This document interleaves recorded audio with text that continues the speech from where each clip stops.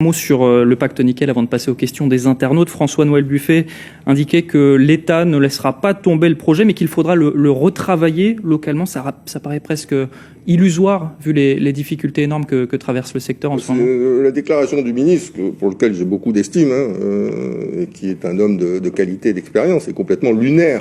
Ce que je veux dire, nous, on s'est opposé au pacte nickel, vous le savez. Pourquoi ? Parce que, il faut des industriels et des investisseurs en face. Où sont les industriels et les investisseurs ? L'usine du Nord, il n'y en a plus. L'usine du Sud, il n'y en a plus. Et la SLN, Eramet, a dit qu'ils n'investiraient pas. Deux, il faudrait qu'on finance, là aussi, le prix de l'électricité pour les industriels. Je rappelle que le pacte nickel prévoyait 8 milliards de francs CFP. Encore, l'État est un peu pavlovien sur le sujet. Prévoyait 8 milliards de francs CFP d'impôts nouveaux, 2 points de TGC encore, pour payer l'électricité des industriels. On s'y est opposé. D'ailleurs, le gouvernement était très engagé, le gouvernement Mapou était très engagé pour ce pacte nickel, est venu le défendre devant le Congrès, et le Congrès l'a refusé. Heureusement que le Congrès a refusé, on aurait 8 milliards d'impôts pour rien aujourd'hui. Pensez-vous que les non-indépendantistes puissent parler d'une seule voix dans les discussions à venir ? La seule fois où on a parlé d'une seule voix, c'est quand on met un bulletin non dans l'urne. Il y avait 3 mêmes lettres sur le bulletin non à l'indépendance. Donc là-dessus, on se rassemble. Après, sur la manière dont on reste une Nouvelle-Calédonie au sein de la République qui continue à s'émanciper, on est sur des lignes très différentes. Comme vous le savez, Sonia Backès et un certain nombre d'autres défendent la partition, ou l'autonomisation, ou le fédéralisme interne, c'est la même chose. C'est une forme d'apartheid à l'échelle du pays qui n'a aucune chance de prospérer. Vous savez, dans le temps, dans beaucoup de pays, je pense en Algérie, il y a eu des tentatives pour créer une république qui soit une république à Oran, qui était une ville d'Algérie où les pieds noirs auraient été concentrés, au Vanuatu, pas loin de chez nous.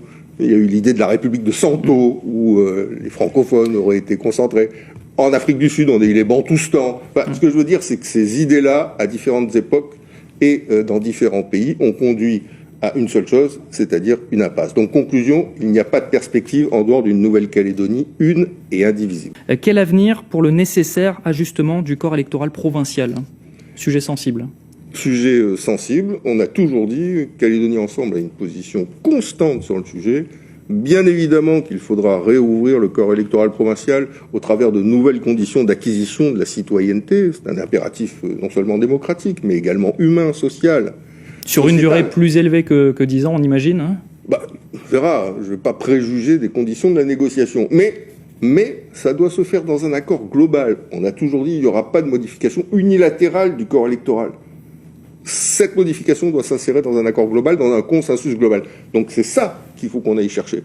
Et si on ne va pas le chercher, à partir de ce moment-là, il n'y aura pas de modification du corps électoral. Ou alors il y aura un nouveau 13 mai. Donc conclusion, il faut savoir tirer les enseignements de ce qui vient de se passer et qu'en ce qui nous concerne, nous avions très très largement annoncé. La présence du FLNKS à la table des discussions reste-t-elle crédible avec la nomination à sa tête de Christian Théin ? Mais bien sûr, j'ai entendu que certains ne voulaient pas s'asseoir à la table des discussions avec l'Union calédonienne parce que c'était des terroristes. Si Jacques Lafleur avait raisonné comme ça en 1988, vous croyez qu'il aurait signé les accords de Matignon avec Jean-Marie Tjibaoulou, alors qu'on sortait du drame d'Ouvéa?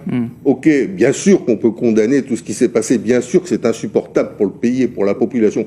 Pour autant, il faut être réaliste. À la sortie, s'il y a un accord, il sera avec l'Union calédonienne et avec l'UNI, c'est-à-dire avec l'ensemble du FLNKS. Ils ne choisissent pas les interlocuteurs chez nous, on ne doit pas les choisir chez eux.